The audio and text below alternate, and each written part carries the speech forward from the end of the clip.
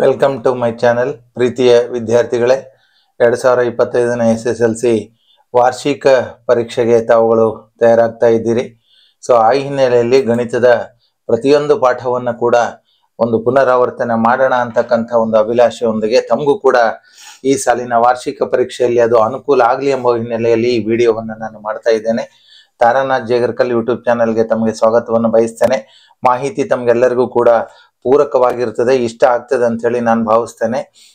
ನನ್ನ ಚಾನೆಲ್ ಅನ್ನ ಸಬ್ಸ್ಕ್ರೈಬ್ ಮಾಡಿ, ಮರೆಯದೆ ಸಬ್ಸ್ಕ್ರೈಬ್ ಮಾಡಿ ಮತ್ತು ನಿಮ್ಮ ಸ್ನೇಹಿತರಿಗೂ ಕೂಡ ಕಳಿಸಿ ಅಂತ ಹೇಳ್ತಾ ಈ ದಿನದ ವಿಡಿಯೋವನ್ನ ಪ್ರಾರಂಭಿಸ್ತಾ ಇದ್ದೇನೆ.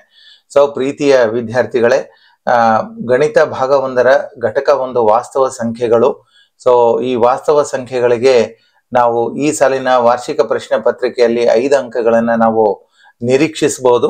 ಏನೆಲ್ಲ ಪ್ರಮುಖವಾಗಿರ್ತಕ್ಕಂಥ ಸಾಮರ್ಥ್ಯಗಳು ಈ ಘಟಕದಲ್ಲಿ ಇದ್ದಾವೆ ಅಂತಕ್ಕಂಥದ್ದು ನಾನು ಹೇಳ್ಕೊಡ್ತೇನೆ. ವಿದ್ಯಾರ್ಥಿಗಳೇ, ಈ ವಿಡಿಯೋದಲ್ಲಿ ನಾನು ಈ ಏನ್ PDF ಅನ್ನ ತಮ್ಮೊಟ್ಟಿಗೆ ನಾನು ಹಂಚಿಕೊಳ್ತಾ ಇದ್ದೇನೆ, ಈ PDF ಅನ್ನ ಕೂಡ ಈ ವಿಡಿಯೋದ ಡಿಸ್ಕ್ರಿಪ್ಷನ್ ಬಾಕ್ಸ್ ನಲ್ಲಿ ನಾನು ಹಾಕಿರ್ತೇನೆ. ತಾವು ಅದನ್ನ ಡೌನ್ಲೋಡ್ ಮಾಡಿಕೊಂಡು ಅಥವಾ ಅದನ್ನ ಓಪನ್ ಮಾಡಿಕೊಂಡು ಕೂಡ ನೋಡ್ಕೊಂಡು ತಾವು ಅಭ್ಯಾಸವನ್ನು ಮಾಡಬಹುದು.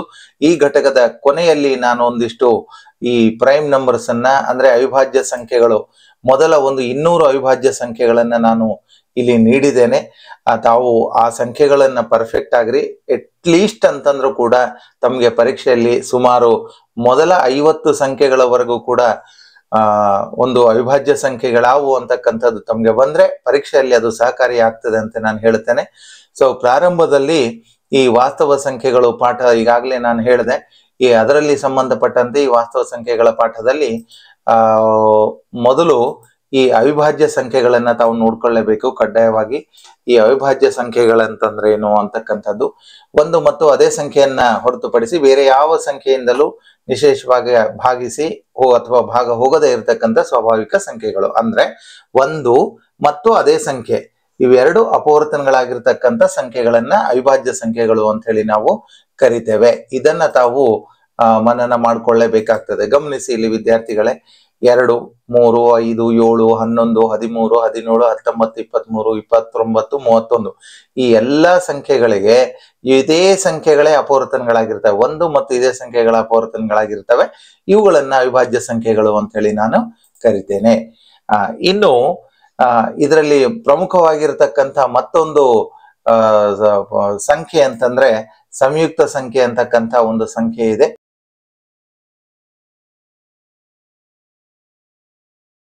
ಇನ್ನು ಸಂಯುಕ್ತ ಸಂಖ್ಯೆಗಳು ಅಥವಾ ನಾವು ಅದನ್ನ ಭಾಜ್ಯ ಸಂಖ್ಯೆಗಳು ಅಂತನೂ ಕರಿತೇವೆ. ಇಲ್ಲಿ ತಾವು ಗಮನಿಸಬಹುದು ಈ ಸಂಯುಕ್ತ ಸಂಖ್ಯೆಗಳು ಅಂತಂದ್ರೆ ಏನು ಅಂತ.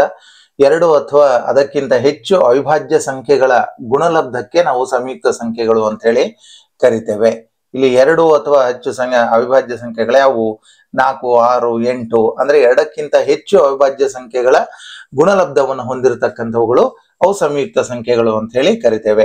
ಇಲ್ಲಿ ಸಂಯುಕ್ತ ಸಂಖ್ಯೆ ಒಂದು ಇದು ಅವಿಭಾಜ್ಯ ಸಂಖ್ಯೆ ಅಲ್ಲ ಮತ್ತು ಸಂಯುಕ್ತ ಸಂಖ್ಯೆ ಅಲ್ಲ, ಯಾಕಂದ್ರೆ ಇದು ಕೇವಲ ಅಪವರ್ತನ ಮಾತ್ರ ಅಂತಕ್ಕಂಥದ್ದು ತಾವು ಗಮನಿಸಬೇಕು. ಒಟ್ಟಾರೆ ಈ ಘಟಕದಲ್ಲಿ ತಾವು ಅವಿಭಾಜ್ಯ ಸಂಖ್ಯೆಗಳಂದ್ರೇನು, ಸಂಯುಕ್ತ ಸಂಖ್ಯೆ ಅಂದ್ರೇನು, ಜೊತೆಗೆ ಇವುಗಳನ್ನ ನೋಡ್ಕೋತೀರಿ. ಇನ್ನು ಮುಖ್ಯವಾಗಿರೋದು ಅಂತಂದ್ರೆ ಇಲ್ಲಿ ಅಂಕಗಣಿತದ ಮೂಲ ಪ್ರಮೇಯ ಅಂತಕ್ಕಂಥದ್ದು ಮತ್ತೊಂದು ಅಂಶ ಇದೆ. ಇದು ಪರೀಕ್ಷೆಯಲ್ಲಿ 1 ಅಂಕದ ಪ್ರಶ್ನೆಗಳಿಗೂ ಕೂಡ ಇವುಗಳನ್ನ ಕೇಳಬಹುದು. ಏನದು ಅಂಕಗಣಿತದ ಮೂಲ ಪ್ರಮೇಯ ಅಂದ್ರೆ, ಯಾವುದೇ ಒಂದು ಕೊಟ್ಟಿರ್ತಕ್ಕಂಥ ಸಂಯುಕ್ತ ಸಂಖ್ಯೆಯನ್ನ ಅವುಗಳ ಅವಿಭಾಜ್ಯ ಅಪವರ್ತನ ಗುಣಲಬ್ಧವಾಗಿ ಬರೀಬಹುದು. ನೋಡಿ ಇಲ್ಲಿ 2, 2, 2, 3, 3, 3ರಿಂದ ಈ ಅವಿಭಾಜ್ಯ ಅಪವರ್ತನಗಳನ್ನ ತೆಗೆದುಕೊಂಡು 72ನ್ನ 2 ಮತ್ತು 2 ಮತ್ತು 3 ರೂಪದಲ್ಲಿ ನಾವು ಬರಿತೇವೆ. ಸೊ ಒಂದು ಅಂಕ ಪ್ರತಿಯೊಂದು ಸಂಯುಕ್ತ ಸಂಖ್ಯೆಯನ್ನು ಕೂಡ ಅವಿಭಾಜ್ಯ ಅಪವರ್ತನಗಳು ಗುಣಲಬ್ಧವಾಗಿ ಬರೀಬಹುದು ಅಂತಕ್ಕಂಥದ್ದೇ ಒಂದು ಅಂಕಗಣಿತದ ಮೂಲ ಪ್ರಮೇಯ. ವಿದ್ಯಾರ್ಥಿಗಳೇ, ತಾವು ಗಮನಿಸಿ, ಇವೆಲ್ಲವೂ ಕೂಡ ಪರೀಕ್ಷೆಯಲ್ಲಿ ಬಹಳ ಮುಖ್ಯವಾಗಿರ್ತಕ್ಕಂಥ ಪಾತ್ರವನ್ನು ವಹಿಸ್ತವೆ. 1 ಅಂಕಕ್ಕೂ ಕೂಡ ಇವುಗಳನ್ನ ಕೇಳಬಹುದು. ಇನ್ನು ಬಹಳ ಮುಖ್ಯವಾಗಿರತಕ್ಕಂಥದ್ದು ಮತ್ತೊಂದು ಅಂಶ ಅಂತಂದ್ರೆ ಇಲ್ಲಿ ಮಹತ್ತಮ ಸಾಮಾನ್ಯ ಅಪವರ್ತನ. ಏನದು ಮಹತ್ತಮ ಸಾಮಾನ್ಯ ಅಪವರ್ತನ ಅಂತಂದ್ರೆ, 2 ಸಂಖ್ಯೆಗಳನ್ನ ನಿಶೇಷವಾಗಿ ಭಾಗಿಸುವ ಅತಿ ದೊಡ್ಡ ಸಂಖ್ಯೆ. ಇಲ್ಲಿ ಎಕ್ಸಾಂಪಲ್ ಆಗಿ ಒಂದನ್ನ ಇಲ್ಲಿ ನೀಡಿದ್ದಾರೆ, ಗಮನಿಸಬೇಕು ತಾವು. ಇಲ್ಲಿ ಕೊಟ್ಟಿರ್ತಕ್ಕಂಥ ಎಕ್ಸಾಂಪಲ್ ಏನು? 24 ಮತ್ತು 56 ಇವುಗಳ ಮಾಸ ಏನು? 8. ಈ ಎರಡೂ ಸಂಖ್ಯೆಗಳನ್ನ 24 ಮತ್ತು 56 ಈ ಎರಡೂ ಸಂಖ್ಯೆಗಳನ್ನ ನಿಶೇಷವಾಗಿ ಅಂದ್ರೆ ಶೇಷ 0 ಬರುವ ಹಾಗೆ ಭಾಗ ಮಾಡತಕ್ಕಂಥ ದೊಡ್ಡ ಸಂಖ್ಯೆ ಯಾವುದು ಅಂದ್ರೆ ಅದು 8 ಮಾತ್ರ. ಸೊ ಹಾಗಾಗಿ 8ಅನ್ನ ಮಾಸ ಎಂದು ಕರೆಯುತ್ತೇವೆ. ಗಮನಿಸಿ ವಿದ್ಯಾರ್ಥಿಗಳೇ, ಇದು ಮಾಸಕ್ಕೆ ಸಂಬಂಧಪಟ್ಟಿರ್ತಕ್ಕಂಥ ಒಂದು ಅಂಶ. ಅದೇ ರೀತಿ ಇಲ್ಲಿ ಒಂದಿಷ್ಟು ಬೀಜೋಕ್ತಿಗಳದ್ದು ಕೊಟ್ಟಿದ್ದಾರೆ. m² ಮತ್ತು m⁵5 ಇವುಗಳ ಮಾಸ ಎಷ್ಟು? ಇವು ಎರಡನ್ನ ಭಾಗಿಸ್ತಕ್ಕಂಥ ದೊಡ್ಡ ಸಂಖ್ಯೆ ಯಾವುದು? ನೀವು m⁵5 ತಗೊಂಡ್ರೆ ಅದು m² ನ ಭಾಗ ಮಾಡಲ್ಲ. m² ಅನ್ನ ತೆಗೆದುಕೊಂಡ್ರೆ ಅದು m², ಇವೆರಡರಲ್ಲಿ ಇರ್ತಕ್ಕಂಥ ಒಂದು ದೊಡ್ಡ ಸಂಖ್ಯೆ ಎರಡು ಸಂಖ್ಯೆಗಳನ್ನ ಭಾಗ ಮಾಡ್ತದೆ. ಆದ್ದರಿಂದ m² ಅನ್ನ ನಾವು ಕೊಟ್ಟಿರ್ತಕ್ಕಂಥ ಈ ಬೀಜ ಪದಗಳ ಒಂದು ಮಾಸ ಅಂತ ಹೇಳಿ ಕರಿತೇವೆ. ಇನ್ನು ಮಾಸವನ್ನ ಕಂಡುಹಿಡಿತಕ್ಕಂಥ ಮತ್ತೊಂದು ವಿಧಾನವನ್ನ ಕೂಡ ಇಲ್ಲಿ ನೀಡಿದ್ದಾರೆ. ಆ ಮಾಸವನ್ನ ಕಂಡುಹಿಡಿತಕ್ಕಂಥ ವಿಧಾನ ಗಮನಿಸಿ. ಇಲ್ಲಿ ಉದಾಹರಣೆಗೆ 48 ಮತ್ತು 108 ಇವುಗಳ ಮಾಸವನ್ನ ಕಂಡುಹಿಡಿಯಿರಿ ಅಂತಿದೆ. ಈ 48 ಮತ್ತು 108ಗಳ ಮಾಸವನ್ನ ಕಂಡುಹಿಡಿಬೇಕಾದಾಗ ಇಲ್ಲಿ ನಾ ಏನೆಲ್ಲ ಅಂಶಗಳನ್ನ ತೆಗೆದುಕೊಂಡಿದ್ದೀನಿ ಗಮನಿಸಿ. 2 2 2 2 3 ಇಲ್ಲಿ ತೆಗೆದುಕೊಂಡಿರ್ತಕ್ಕಂಥ ಅಂಶಗಳನ್ನ ಕೂಡ ಗಮನಿಸಿ. 2 2 3 3 3 ಇಲ್ಲಿ ಬಂದಿರತಕ್ಕಂಥ ಸಂಖ್ಯೆಗಳು ಅವಿಭಾಜ್ಯ ಸಂಖ್ಯೆಗಳೇ. ಅಂದ್ರೆ ಅವಿಭಾಜ್ಯ ಸಂಖ್ಯೆಗಳಿಂದ ಅವುಗಳ ಅಪವರ್ತನ ಕ್ರಮದಿಂದ ಅವಿಭಾಜ್ಯ ಅಪವರ್ತನಗಳ ಕ್ರಮದಿಂದ ನಾವು ಮಾಸವನ್ನ ಕಂಡುಹಿಡಿತೇವೆ. ಈ ಪಾಠದಲ್ಲಿ ಈ ಮಾಸವನ್ನ ಕಂಡುಹಿಡಿಬೇಕಾದಾಗ ಗಮನಿಸಿ ವಿದ್ಯಾರ್ಥಿಗಳೇ, ಇಲ್ಲಿ 48ರ ಮಾಸ ಇಲ್ಲಿ ಕಂಡುಹಿಡಿದಿದೆ. ಜೊತೆಗೆ 108ರ ಮಾಸವನ್ನ ಕೂಡ ನಾವಿಲ್ಲಿ ಬರೆದಿದ್ದೇವೆ. ಈ ಮಾಸವನ್ನ ಕಂಡುಹಿಡಿಬೇಕಾದಾಗ ಈ ಎರಡರಲ್ಲಿ ಇರ್ತಕ್ಕಂಥ ಅತಿ ದೊಡ್ಡ ಘಾತದ ಸಂಖ್ಯೆ ಯಾವುದು ಗಮನಿಸ್ಬೇಕಿಲ್ಲಿ. ತಾವು ಮುಖ್ಯವಾಗಿ ಗಮನಿಸಬೇಕಾಗಿರೋದು ಅಂತಂದ್ರೆ ಇಲ್ಲಿ 2⁴ ಮತ್ತು 2⁴2 ಇವು ಎರಡರಲ್ಲಿ ದೊಡ್ಡ ಘಾತ ಇರ್ತಕ್ಕಂಥದ್ದು ಸಾಮಾನ್ಯ ಇರ್ತಕ್ಕಂಥದ್ದು ಅದು 2⁴2 ಇಲ್ಲಿದೆ 2⁴2. ಸೊ ಅದೇ ರೀತಿ ಮತ್ತೊಂದು ಸಂಖ್ಯೆ ಇದೆ 3 ಮತ್ತು 3⁻³ ಇದೆ. ಇವು ಎರಡರಲ್ಲಿ ಇರ್ತಕ್ಕಂಥ ಮಹತ್ತಮ ಘಾತ ಯಾವುದು? 3. ಆದ್ದರಿಂದ ಈ 3 ಕೂಡ ಒಂದು ಸಂಖ್ಯೆ. ಇವುಗಳನ್ನ ಗುಣಿಸ್ಕೊ 2⁴2 ಅಂದ್ರೆ 4, 3⁻1 3, 4 3 12. ಸೊ ಹಾಗಾಗಿ ಈ ಕೊಟ್ಟಿರ್ತಕ್ಕಂಥ 48 ಮತ್ತು 108ರ ಮಾಸ ಏನಾಗ್ತದೆ ಅಂತಂದ್ರೆ 12 ಆಗ್ತದೆ. ಸೊ ಅದನ್ನ ತಾವು ಗಮನಿಸ್ಬೇಕು. ಇನ್ನ ಇದನ್ನ ಬೇರೆ ವಿಧಾನದಲ್ಲಿಯೂ ಕೂಡ ನಾವು ಮಾಡಬಹುದು. ಇಲ್ಲಿ ಸಾಮಾನ್ಯ ಅವಿಭಾಜ್ಯ ಅಪವರ್ತನ ಒಟ್ಟಿಗೆ ತೆಗೆದುಕೊಂಡು ನಾವು ಇಲ್ಲಿ ಭಾಗಾಕಾರ ಕ್ರಮದಿಂದ ಮಾಡಬಹುದು. ತಮಗೆ ಮೇಲಿನ ವಿಧಾನ ಸುಲಭ ಆಗ್ತದೆ. ಇನ್ನು ಲಘುತ್ತಮ ಸಾಮಾನ್ಯ ಅಪವರ್ತನ, ಇದೇನಿದು ಲಘುತ್ತಮ ಸಾಮಾನ್ಯ ಅಪವರ್ತನ ಅಂತಕ್ಕಂಥದ್ದು ಗಮನಿಸಿ ವಿದ್ಯಾರ್ಥಿಗಳೇ. ಇಲ್ಲಿ ಲಘುತ್ತಮ ಸಾಮಾನ್ಯ ಅಪವರ್ತನ ಇದೆ. ಎರಡು ಸಂಖ್ಯೆಗಳಿಂದ ನಿಶೇಷವಾಗಿ ಭಾಗಿಸಲ್ಪಡುವ ಅತಿ ಚಿಕ್ಕ ಸಂಖ್ಯೆಯನ್ನು ಲಾಸ ಎಂದು ಕರೆಯುತ್ತೇವೆ. ಕೊಟ್ಟಿರುವ ಎರಡು ಸಂಖ್ಯೆಗಳು ಏನು ಕೊಟ್ಟಿದ್ದಾರೆ ನೋಡಿ, ಇಲ್ಲಿ ಗಮನಿಸಿ. 24 ಮತ್ತು 36 ಇದೆ. 24 ಮತ್ತು 36 ಇವೆರಡೂ ಒಟ್ಟಿಗೆ ಭಾಗ ಮಾಡ್ತಕ್ಕಂಥ ಅತ್ಯಂತ ಚಿಕ್ಕ ಸಂಖ್ಯೆ 72. ಇದನ್ನ ನಾವು ಲಾಸ ಅಂತ ಹೇಳಿ ಕರಿತೇವೆ. ಈ ಲಾಸವನ್ನ ನಾವು ಬೇರೆ ಬೇರೆ ಈವನ್ ಬೀಜೋಕ್ತಿಗಳಿಗೂ ಬೀಜ ಪದಗಳಿಗೂ ಕೂಡ ಅನ್ವಯಿಸಿ ನಾವು ಹೇಳ್ತೇವೆ. ಅದಕ್ಕೆ ಅದೇ ರೀತಿಯಾಗಿ ಇಲ್ಲಿ ಬೀಜ ಪದಗಳಿಗೂ ಕೂಡ ಒಂದು ಕೊಟ್ಟಿದ್ದಾರೆ. ಇನ್ನು ಲಾಸವನ್ನ ಕಂಡುಹಿಡಿತಕ್ಕಂಥ ವಿಧಾನ ಇದೆ. ಅವಿಭಾಜ್ಯ ಅಪವರ್ತನಗಳ ಮೂಲಕ ಲಾಸವನ್ನ ಕಂಡುಹಿಡಿತಕ್ಕಂಥದ್ದು. ಮಾಸ ಹೇಗೆ ಕಂಡುಹಿಡಿದಿದ್ರು ಅದೇ ರೀತಿ ಲಾಸ. ಇಲ್ಲಿ 48ರ ಅಪವರ್ತನಗಳು ಅವಿಭಾಜ್ಯ ಸಂಖ್ಯೆಗಳಾಗಿವೆ. ಇಲ್ಲಿ 108ರ ಅಪವರ್ತನಗಳು ಕೂಡ ಇವುಗಳು ಕೂಡ ಅವಿಭಾಜ್ಯ ಸಂಖ್ಯೆಗಳಾಗಿವೆ. ಇಲ್ಲಿ ಗಮನಿಸಿ ಇದನ್ನ ಹೇಗೆ ಬರಿತೇವೆ ಅಂತಕ್ಕಂಥದ್ದನ್ನ. ಈಗ 48ರ ಒಟ್ಟಾರೆ ಅಪವರ್ತನಗಳನ್ನು ಇಲ್ಲಿ ಬರ್ಕೊಂಡಿದ್ದೇವೆ. ಇಲ್ಲಿ ತಾವು ನೋಡಿರ್ತೀರಿ 48ರ ಒಟ್ಟಾರೆ ಅಪವರ್ತನಗಳು, 108ರ ಒಟ್ಟಾರೆ ಅಪವರ್ತನಗಳನ್ನ ಬರ್ಕೊಂಡಿದ್ದೇವೆ. ಇಲ್ಲಿ ಇವು ಎರಡರಲ್ಲಿ ಇರ್ತಕ್ಕಂಥ ದೊಡ್ಡ ಪದ ಯಾವುದು ಅಂತಕ್ಕಂಥದ್ದನ್ನ ತಾವು ಗಮನಿಸಿ. ಇಲ್ಲಿ ತಾವು ಗಮನಿಸ್ತಾ ಇದ್ದೀರಾ, ಇವು ಎರಡರಲ್ಲಿ ಇರ್ತಕ್ಕಂಥ ಸಂಖ್ಯೆಗಳನ್ನ ಗಮನಿಸಿ. ನಾನು ಎರಡು ಒಟ್ಟೊಟ್ಟಿಗೆ ತೋರಿಸ್ತಾ ಇದ್ದೇನೆ. 2⁴4 ಮತ್ತು 2⁻6. ಈ 2⁴4 ಮತ್ತು 2⁻6ರಲ್ಲಿ ಅತಿ ದೊಡ್ಡ ಘಾತ ಹೊಂದಿರತಕ್ಕಂಥ ಸಂಖ್ಯೆ ಯಾವುದು? 2⁴4. ಅದೇ ರೀತಿ 3 ಮತ್ತು 3⁻3 ಇವುಗಳಲ್ಲಿ ಅತಿ ದೊಡ್ಡ ಘಾತ ಹೊಂದಿರತಕ್ಕಂಥ ಸಂಖ್ಯೆ ಯಾವುದು? 3⁻3. ಸೊ ಹಾಗಾದ್ರೆ 2⁴4 ಮತ್ತು 3⁻3 16 × 27 432 ಇವುಗಳ ಲಾಸ ಆಗ್ತದೆ. ವಿದ್ಯಾರ್ಥಿಗಳೇ, ಲಾಸ ಮತ್ತು ಮಾಸ ಕಡ್ಡಾಯವಾಗಿ ಇದರಲ್ಲಿ ಕೇಳ್ತಕ್ಕಂಥ ಒಂದು ಪ್ರಮುಖವಾಗಿರ್ತಕ್ಕಂಥ ಸಾಮರ್ಥ್ಯವಾಗಿದೆ. ತಾವು ವಿದ್ಯಾರ್ಥಿಗಳು ಮರೆಯದೆ ತಾವು ಅದನ್ನ ಕಡ್ಡಾಯವಾಗಿ ಅಧ್ಯಯನವನ್ನ ಮಾಡಬೇಕು. ಇನ್ನ ಮಾಸ ಮತ್ತು ಲಾಸಗಳಿಗೆ ಇರತಕ್ಕಂಥ ಸಂಬಂಧ ಬಹಳ ಮುಖ್ಯವಾದ ಒಂದು ಸಂಬಂಧ ಇದೆ. ಎ ಮತ್ತು ಬಿ ಅಂತಕ್ಕಂಥ ಯಾವುದೇ ಎರಡು ಸಂಖ್ಯೆಗಳಾಗಿರ್ತವೆ. ಅದರ ಮಾಸ ಎಚ್ ಅಂದ್ರೆ HCF, ಹೈಯೆಸ್ಟ್ ಕಾಮನ್ ಫ್ಯಾಕ್ಟರ್ ಮಾಸ. ಅದೇ ರೀತಿ ಲೀಸ್ಟ್ ಕಾಮನ್ ಮಲ್ಟಿಪ್ಲೈಯರ್, ಲಘುತ್ತಮ ಸಾಮಾನ್ಯ ಅಪವರ್ತ್ಯ. ಸೊ ಲಾಸ ಎಲ್ ಆಗಿದ್ರೆ ಅಂದ್ರೆ A into B is equal to H into L ಅಂತಕ್ಕಂಥ ಒಂದು ಸೂತ್ರ ಇದೆ. ಈ ಸೂತ್ರವನ್ನ ಕಡ್ಡಾಯವಾಗಿ ತಮಗೆ ಪರೀಕ್ಷೆಯಲ್ಲಿ ಅತಿ ಹೆಚ್ಚಿನ ಸಂದರ್ಭದಲ್ಲಿ ಇದರ ಮೇಲಿನ ಅನ್ವಯದ ಸಮಸ್ಯೆಗಳು ಏನಾದ್ರೂ ಇದ್ರೆ ಕಡ್ಡಾಯವಾಗಿ ಕೇಳುತ್ತಾರೆ. ಎ ಬಿ ಅಂದ್ರೆ ಎರಡು ಸಂಖ್ಯೆಗಳ ಗುಣಲಬ್ಧ ಈಸ್ ಈಕ್ವಲ್ ಟು ಮಾಸ ಎ ಬಿಗಳ ಮಾಸ ಇಂಟು ಎ ಬಿಗಳ ಲಾಸ. ಇವುಗಳ ಅನ್ವಯದ ಆಧಾರದ ಮೇಲೆ ತಾವು ಸಮಸ್ಯೆಗಳನ್ನ ಬಿಡಿಸ್ಬೇಕಾಗ್ತದೆ. ಸೊ ಅದನ್ನೊಂದಿಷ್ಟು ಗಮನ ಇಟ್ಟು ಕೇಳ್ಕೊಳ್ರಿ. ಈ ರೀತಿಯ ಸಮಸ್ಯೆಗಳು ಏನಾದ್ರೂ ಪರೀಕ್ಷೆಯಲ್ಲಿ ಕೇಳಲ್ಪಟ್ರೆ ಖಂಡಿತವಾಗಿಯೂ ಕೂಡ 3 ಅಂಕದ ಪ್ರಶ್ನೆಗಳಿಗೆ ಇದನ್ನ ಕೇಳ್ತಾರೆ. ಇಲ್ಲಿ ಎಕ್ಸಾಂಪಲ್ ಇದೆ. 48, 108 ಇವುಗಳ ಮಾಸ 12 ಆಗಿದೆ, ಲಾಸ 432 ಆಗಿದೆ. ಆದ್ದರಿಂದ A B equal to HL ಇದನ್ನ ತಾಳೆ ನೋಡಿ ಅಂತಿದೆ. ಸೊ ಅದನ್ನ ತಾಳೆ ನೋಡಿರ್ತಕ್ಕಂಥ ಒಂದು ಸಂಖ್ಯೆ, ಒಂದು ಸಮಸ್ಯೆ. ಈಗ ನೀವು ಬಿಡಿಸ್ತಕ್ಕಂಥ ಒಂದು ಸಮಸ್ಯೆಯನ್ನ ತಾವು ಗಮನಿಸಿ. ಎರಡು ಸಂಖ್ಯೆಗಳ ಮಾಸ ಇಲ್ಲಿ ಕೊಟ್ಟಿದ್ದಾರೆ. ಇಲ್ಲಿ ಕಡ್ಡಾಯವಾಗಿ ನೀವು ಪ್ರಶ್ನೆಯನ್ನ ಸರಿಯಾಗಿ ಅರ್ಥ ಮಾಡ್ಕೊಳ್ಬೇಕು. ಎರಡು ಸಂಖ್ಯೆಗಳ ಮಾಸ 12 ಇದೆ, ಎರಡು ಸಂಖ್ಯೆಗಳ ಲಾಸ 252 ಇದೆ. ಅದರಲ್ಲಿ ಒಂದು ಸಂಖ್ಯೆ 36 ಇದ್ರೆ ಇನ್ನೊಂದು ಸಂಖ್ಯೆಯನ್ನ ಹೇಗೆ ಕಂಡುಹಿಡಿಯೋದು ಅಂತ ಇಲ್ಲಿ ನೋಡಿ. ಕೊಟ್ಟಿರೋ ಮಾಸ 12, ಲಾಸ 252. ಆಮೇಲೆ ಅದರಲ್ಲಿನ ಒಂದು ಸಂಖ್ಯೆ 36 ಆದ್ರೆ ಇನ್ನೊಂದು ಸಂಖ್ಯೆ ಯಾವುದು? A into B is equal to H into L ಇದೆ. ಇವುಗಳನ್ನ 36 ಗುಂಡ್ಲೆ B is equal to 12 into 252 ಆಗ್ತದೆ. ಸೊ ಇಲ್ಲಿ B equal to 12 into 252 divided by 36. So B ಬೆಲೆ ಬೇಕು ಅಂದ್ರೆ ಬಿ ಬಾಜು ಇರತಕ್ಕಂಥ 36 ಗುಣಕಾರ ಇದೆ ಇವೆರಡರ ನಡುವೆ 36 ಬಲಭಾಗಕ್ಕೆ ತಂದಾಗ ಅದು ಭಾಗ ಆಗ್ತದೆ. ಸೊ ಇಲ್ಲಿ ಕೊನೆಯಲ್ಲಿ ನಮ್ಗೆ ಬಂದಿರತಕ್ಕಂಥದ್ದು ಅಂತಂದ್ರೆ ಆ ಉತ್ತರ ಯಾವುದು ಅಂತಂದ್ರೆ 84. ತಾವು ಗಮನಿಸ್ತಾ ಇರ್ತೀರಿ.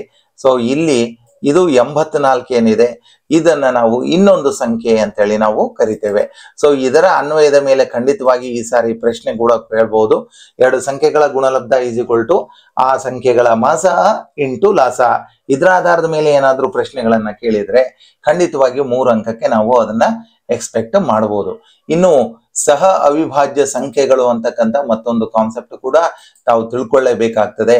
ಒಂದನ್ನು ಹೊರತುಪಡಿಸಿ ಬೇರೆ ಯಾವ ಸಾಮಾನ್ಯ ಅಪವರ್ತನವನ್ನು ಹೊಂದಿರದ ಎರಡು ಸ್ವಾಭಾವಿಕ ಸಂಖ್ಯೆಗಳಿಗೆ ಸಹ ಅವಿಭಾಜ್ಯ ಸಂಖ್ಯೆಗಳು ಅಂತ ಕರಿತೇವೆ.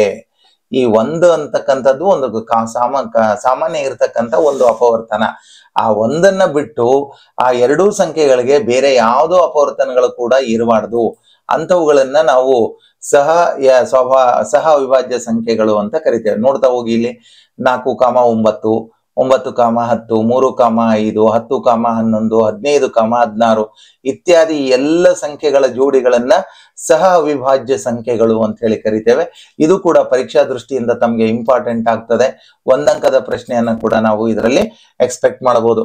ಇನ್ನು ಬಹಳ ಮುಖ್ಯವಾಗಿರ್ತಕ್ಕಂಥ ಸಂಗತಿ ಅಂತಂದ್ರೆ ಭಾಗಲಬ್ಧ ಸಂಖ್ಯೆಗಳು ಅಂದ್ರೇನು ಮತ್ತು ಅಭಾಗಲಬ್ಧ ಸಂಖ್ಯೆಗಳು ಅಂದ್ರೇನು, ಈ ಎರಡೂ ಕಾನ್ಸೆಪ್ಟ್ ಕೂಡ ಈ ಘಟಕದಲ್ಲಿ ತಾವು ಪರಿಪೂರ್ಣವಾಗಿ ತಿಳ್ಕೊಂಡಿರ್ಬೇಕು. P/Q ರೂಪದಲ್ಲಿ ಇರ್ತಕ್ಕಂಥ ಸಂಖ್ಯೆಗಳು ಅವು Q ಅಂತಕ್ಕಂಥದ್ದು ಪೂರ್ಣಾಂಕಗಳು ಅಥವಾ ಭಿನ್ನರಾಶಿಗಳಾಗಿರ್ತವೆ. ಸೊ ಇಲ್ಲಿ Q is not equal to 0, P ಮತ್ತು Q ಗಳು ಪೂರ್ಣಾಂಕಗಳಾಗಿರ್ತದೆ. Q not equal to 0. ಜೊತೆಗೆ ಇವೆರಡೂ ಕೂಡ ಏನು ಅಂತಂದ್ರೆ P ಮತ್ತು Q ಗಳು ಸಹ ಅವಿಭಾಜ್ಯ ಸಂಖ್ಯೆಗಳು. ಸಹ ಅವಿಭಾಜ್ಯ ಸಂಖ್ಯೆಗಳಂದ್ರೆ P ಮತ್ತು Q ಗಳ ಮಹತ್ತಮ ಸಾಮಾನ್ಯ ಅಪವರ್ತನ ಏನಾಗಿರ್ತದೆ? ಒಂದಾಗಿರ್ತದೆ ಎಂಬುದನ್ನ ತಾವು ಇಲ್ಲಿ ಗಮನಿಸಲೇಬೇಕಾಗ್ತದೆ. ಇದು ಭಾಗಲಬ್ಧ ಸಂಖ್ಯೆಗಳ ಒಂದು ಪ್ರಮುಖವಾಗಿರ್ತಕ್ಕಂಥ ಗುಣಲಕ್ಷಣ. ಇನ್ನು ಅಭಾಗಲಬ್ಧ ಸಂಖ್ಯೆಗಳು ಇದೆ. ಇಲ್ಲಿ ಗಮನಿಸಿ ತಾವು.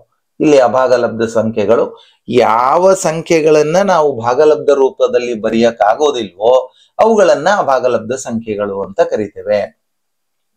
ಈಗ P/Q ರೂಪದಲ್ಲಿ ಯಾವ ಸಂಖ್ಯೆಗಳನ್ನ ಬರೆಯೋದಿಲ್ಲ ಅವೆಲ್ಲವುಗಳು ಕೂಡ ಅಭಾಗಲಬ್ಧ ಸಂಖ್ಯೆಗಳಾಗ್ತವೆ. ಸೊ ಯಾವ ಆ ಸಂಖ್ಯೆಗಳು ಎಂಬುದನ್ನ ನಾನು ಕೂಡ ಇಲ್ಲಿ ತಮಗೆ ತೋರಿಸ್ತೇನೆ. ತಾವು ನೋಡ್ತಾ ಹೋಗಿ. ಇಲ್ಲಿ ಕೊಟ್ಟಿರ್ತಕ್ಕಂಥ ಈ ಸಂಖ್ಯೆಗಳು. ಸೊ ಇಲ್ಲಿ ಕೊಟ್ಟಿರ್ತಕ್ಕಂಥ ಸಂಖ್ಯೆಗಳಲ್ಲಿ ಪ್ರಮುಖವಾಗಿರ್ತಕ್ಕಂಥದ್ದು ಕೂಡ ತಮಗೆ ಎಕ್ಸಾಮಿಗೆ ಬರ್ತಕ್ಕಂಥದ್ದು ಇರ್ತದೆ. ಇಲ್ಲಿ √2, √3, √5, √6 ಪ್ಲಸ್ 1, 2 ಮೈನಸ್ √3 ಇವೆಲ್ಲವುಗಳು ಕೂಡ ಅಭಾಗಲಬ್ಧ ಸಂಖ್ಯೆಗಳು. ಭಾಗಲಬ್ಧ ಸಂಖ್ಯೆಯ ಅಭಾಗಲಬ್ಧ ಮೂಲಕ್ಕೆ ಅಭಾಗಲಬ್ಧ ಸಂಖ್ಯೆಗಳು ಅಂತ ಕರಿತೇವೆ. ಅಲ್ಲಿ ರೂಟ್ ಇತ್ತು ಅಂತಂದ್ರೆ ಅದು ಅಭಾಗಲಬ್ಧ ಸಂಖ್ಯೆ, ಬರೀ 2 ಇದ್ರೆ ಅದು ಭಾಗಲಬ್ಧ ಸಂಖ್ಯೆ ರೂಪಕ್ಕೆ ಬರುತ್ತದೆ. P/Q ರೂಪದಲ್ಲಿಯೂ ಕೂಡ ಅದನ್ನ ನಾವು ಎಕ್ಸ್ಪ್ರೆಸ್ ಮಾಡಬಹುದು. ಸೊ ಇದಿಷ್ಟು ಮಾಹಿತಿಯನ್ನ ತಾವು ತಿಳ್ಕೊಳ್ಳೇಬೇಕಾಗ್ತದೆ, ಮುಖ್ಯವಾಗಿ ಈ ಘಟಕದಲ್ಲಿ ಭಾಗಲಬ್ಧ ಮತ್ತು ಅಭಾಗಲಬ್ಧ ಸಂಖ್ಯೆಗಳನ್ನು. ಇನ್ನ 2 ಮುಖ್ಯವಾದ ಕಾನ್ಸೆಪ್ಟ್ ಪ್ರತಿ ಸಂದರ್ಭದಲ್ಲಿಯೂ ತಾವು ಪರೀಕ್ಷೆಯಲ್ಲಿ ನಿರೀಕ್ಷೆ ಮಾಡಬೇಕಾಗಿರ್ತಕ್ಕಂಥ ಒಂದು ಪ್ರಶ್ನೆಗಳು ಅಂತಂದ್ರೆ, ಇಲ್ಲಿ ಕೊಟ್ಟಿರ್ತಕ್ಕಂಥ √2 ಒಂದು ಅಭಾಗಲಬ್ಧ ಸಂಖ್ಯೆ ಎಂದು ಸಾಧಿಸುವುದು ಅಂತಕ್ಕಂಥ ಒಂದು ಪ್ರಮುಖವಾದ ಸಾಮರ್ಥ್ಯ. ಇನ್ನೊಂದು ಸಾಮರ್ಥ್ಯ √2 + 3 ಒಂದು ಅಭಾಗಲಬ್ಧ ಸಂಖ್ಯೆ ಎಂದು ಸಾಧಿಸಿ. ಈ ರೀತಿಯ ಇವೆರಡರಲ್ಲಿ ಯಾವುದೇ ಒಂದು ರೀತಿಯ ಒಂದು ಸಮಸ್ಯೆ ಖಂಡಿತವಾಗಿಯೂ ಕೂಡ ನಾವು ಇಲ್ಲಿ ಎಕ್ಸ್ಪೆಕ್ಟ್ ಅನ್ನ ಮಾಡಬಹುದಾಗಿರ್ತದೆ, ನಿರೀಕ್ಷೆ ಮಾಡಬಹುದಾಗಿರ್ತದೆ ಮತ್ತು ಕಡ್ಡಾಯವಾಗಿ ಬರ್ತಕ್ಕಂಥ ಸಾಧ್ಯತೆಗಳು ಕೂಡ ಇರ್ತದೆ. ಸೊ √2 ಒಂದು ಅಭಾಗಲಬ್ಧ ಸಂಖ್ಯೆಯನ್ನು ಸಾಧಿಸಿ ಅಂದಾಗ ಈ 2 ರೀತಿಯ ಸಮಸ್ಯೆಗಳು ಒಂದು ಕಾಂಟ್ರಾಡಿಕ್ಟರಿ ಮೆಥಡ್ ನಿಂದ ನಾವು ಪ್ರೂವ್ ಮಾಡಬೇಕಾಗ್ತದೆ. ವಿರೋಧಾಭಾಸದ ವಿಧಾನ, ಸಾಮಾನ್ಯವಾಗಿ ಹಣ್ಣಿದೆ ಅಂತಂದ್ರೆ ಮೊದಲು ಅದು ಹಣ್ಣಲ್ಲ ಅನ್ನುವ ಒಂದು ಉದಾಹರಣೆ ಮೂಲಕ ಹೋಗಿ ಅದನ್ನ ಹಣ್ಣಿನ ಗುಣಲಕ್ಷಣಗಳನ್ನೆಲ್ಲ ನಾವು ಬರ್ಕೊಳ್ತಾ ಹೋಗಿ, ಈ ಗುಣಲಕ್ಷಣಗಳ ಆಧಾರದ ಮೇಲೆ ಇದು ಹಣ್ಣಾಗಿರೋದಿಲ್ಲ, ನಾವು ತಗೊಂಡುಕೊಂಡಿರ್ತಕ್ಕಂಥ ಹೇಳಿಕೆ ತಪ್ಪಾಗಿದೆ ಅಂತಕ್ಕಂಥದ್ದು ಬರಬೇಕು. ಸೊ ಇದನ್ನ ವಿರೋಧಾಭಾಸದ ವಿಧಾನ ಅಥವಾ ಕಾಂಟ್ರಾಡಿಕ್ಟರಿ ಮೆಥಡ್ ಅಂತ ಹೇಳಿ ಕರೀತಾರೆ. ಆ ವಿರೋಧಾಭಾಸದ ವಿಧಾನದಿಂದ ನಾವಿಲ್ಲಿ √2 ಒಂದು ಅಭಾಗಲಬ್ಧ ಸಂಖ್ಯೆ ಅಂತ ಪ್ರೂವ್ ಮಾಡಬೇಕು. ಅದೇ ರೀತಿ √2 + 3, 3 + √2, 3 - √5, 5 - √2 ಮುಂತಾದ ಸಂಖ್ಯೆಗಳನ್ನು ಕೂಡ ಅಭಾಗಲಬ್ಧ ಸಂಖ್ಯೆ ಅಂತ ಪ್ರೂವ್ ಮಾಡಬೇಕು. ಓಕೆ, ಹಾಗಾದ್ರೆ √2 ತಮ್ಗೆ ಗೊತ್ತು, √2 ಅಂತಕ್ಕಂಥದ್ದು ಅಭಾಗಲಬ್ಧ ಸಂಖ್ಯೆ ಅಂತ ಗೊತ್ತು, ಆದ್ರೂ ಕೂಡ ಅದನ್ನ ಒಂದು ಅಭಾಗಲಬ್ಧ ಸಂಖ್ಯೆ ಅಂತ ಸಾಧನೆ ಮಾಡಬೇಕಾಗಿದೆ. √2 ಒಂದು ಭಾಗಲಬ್ಧ ಸಂಖ್ಯೆ ಆಗಿರಲಿ, ಕಾಂಟ್ರಾಡಿಕ್ಟರಿ ಹೋಗ್ಬೇಕು ನಾವಿಲ್ಲಿ, ನಾನು ಹೇಳಿದೆ ಆಲ್ರೆಡಿ. ಸೊ ಅದನ್ನ ಯಾವಾಗ ಅಭಾಗಲಬ್ಧ ಅಂತ ಪ್ರೂವ್ ಮಾಡಬೇಕಾಯ್ತು ಅಂದ್ರೆ ಅದನ್ನ ಭಾಗಲಬ್ಧ ಸಂಖ್ಯೆ ಆಗಿರಲಿ ಅಂತ ನಾವು ಹೋಗ್ಬೇಕಾಗ್ತದೆ.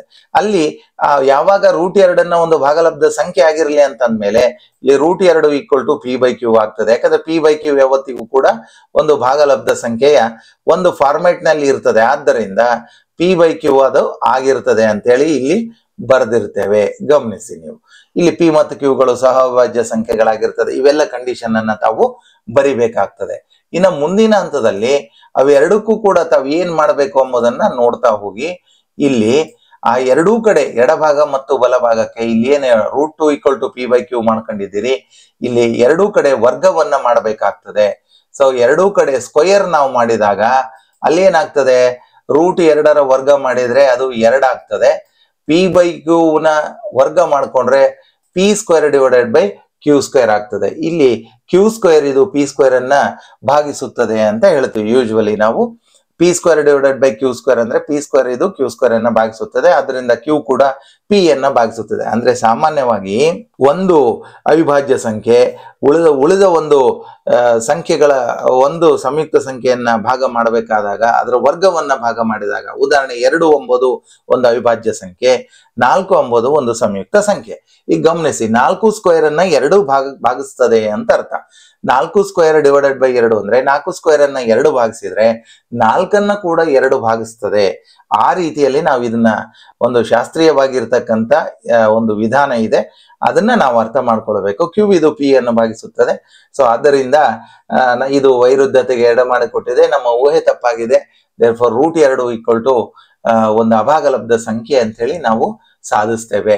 ಸೊ ಇದು ಕಡ್ಡಾಯವಾಗಿ ಪರೀಕ್ಷೆಯಲ್ಲಿ ಕೇಳ್ತಕ್ಕಂಥ ಪ್ರಶ್ನೆಗಳು ಕೂಡ ಹೌದು, ತಾವು ಅವುಗಳನ್ನ ಮನನ ಮಾಡ್ಕೊಳ್ಬೇಕು. ಇನ್ನು ಒಂದು ಪ್ರಮುಖವಾಗಿರ್ತಕ್ಕಂಥದ್ದು ಒಂದು ಸಂಖ್ಯೆಯ ಒಂದು ಸಮಸ್ಯೆ ಅಂತಂದ್ರೆ √2 + 3 ಒಂದು ಅಭಾಗಲಬ್ಧ ಸಂಖ್ಯೆ ಎಂದು ಸಾಧಿಸಿ.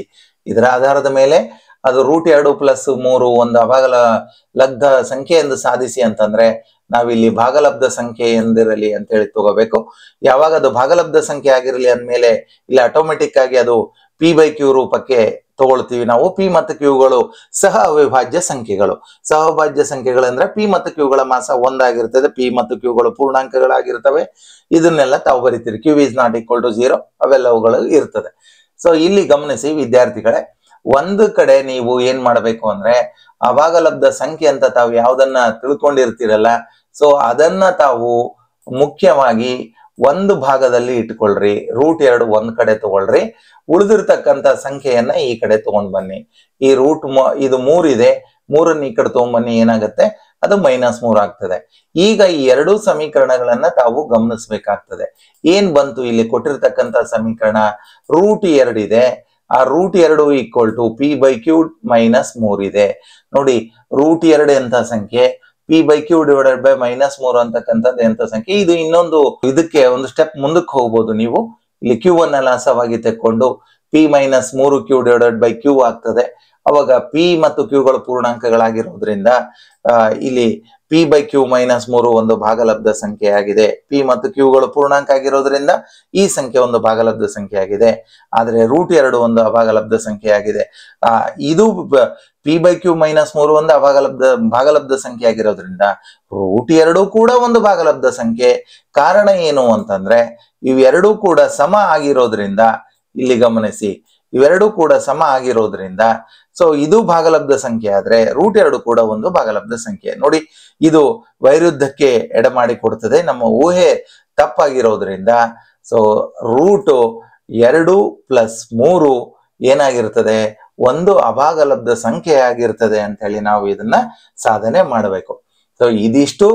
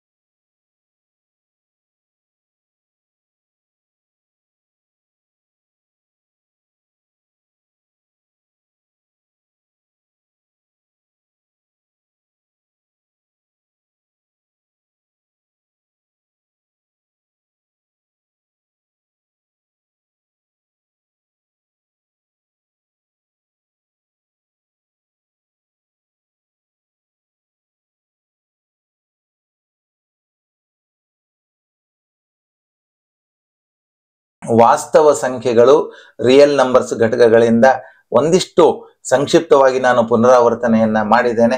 ಇಲ್ಲಿ ನಿಮ್ಮ ಹಿತದೃಷ್ಟಿಯಿಂದ ನಿಮಗೆ ಉಪಯೋಗ ಆಗಲಿ ಅಂತಕ್ಕಂಥ ಹಿನ್ನೆಲೆಯಲ್ಲಿ ಮೊದಲ ಒಂದು 200 ಪದಗಳವರೆಗೂ ಕೂಡ ನಾನು ಅವಿಭಾಜ್ಯ ಸಂಖ್ಯೆಗಳನ್ನ ಬರೆದಿದ್ದೇನೆ. ಇದರಲ್ಲಿ ಕನಿಷ್ಠ ಅಟ್ಲೀಸ್ಟ್ ಒಂದು 50 ಸಂಖ್ಯೆವರೆಗೂ ಕೂಡ ನೀವು ಅವಿಭಾಜ್ಯ ಸಂಖ್ಯೆ ಅಂದ್ರೆ 41, 43, 47ರವರೆಗೂ ಕೂಡ ನೀವು ಇಲ್ಲಿವರೆಗೂ ಕೂಡ ತಾವು ಪರ್ಫೆಕ್ಟ್ ಆದ್ರೆ ಖಂಡಿತವಾಗಿ ಇದರಲ್ಲಿನ ಅಂಕಗಳನ್ನ ಗಳಿಸ್ಕೊಳ್ಬಹುದು. ಸೊ ಪ್ರೀತಿಯ ವಿದ್ಯಾರ್ಥಿಗಳೇ, ಇದೆಲ್ಲ ಪ್ರಯತ್ನ ಕೂಡ ತಮ್ಮ ಒಂದು ಶ್ರೇಯೋಭಿಲಾಷೆಯಾಗಿ ಗಣಿತದಲ್ಲಿ ತಾವು ಅತಿ ಹೆಚ್ಚಿನ ಅಂಕಗಳನ್ನ ಗಳಿಸಬೇಕು ಅಂತಕ್ಕಂಥ ಒಂದು ಹಿನ್ನೆಲೆಯಲ್ಲಿ ಇದೆಲ್ಲ ಪ್ರಯತ್ನವನ್ನ ಕೂಡ ಪಡ್ತಾ ಇದ್ದೇವೆ. ಸೊ ಆದ್ದರಿಂದ ಈ ವಾಸ್ತವ ಸಂಖ್ಯೆಗಳು ರಿಯಲ್ ನಂಬರ್ಸ್ ಘಟಕದಿಂದ 5 ಅಂಕಗಳೇನು ಬರ್ತವೆ, ಈ 5 ಅಂಕಗಳನ್ನ ತಾವು ಯಾವುದೇ ಕಾರಣಕ್ಕೂ ಮಿಸ್ ಮಾಡ್ಕೊಳ್ಬೇಡಿ. ಅತ್ಯಂತ ಸುಲಭವಾಗಿರ್ತಕ್ಕಂಥ ಪಾಠ.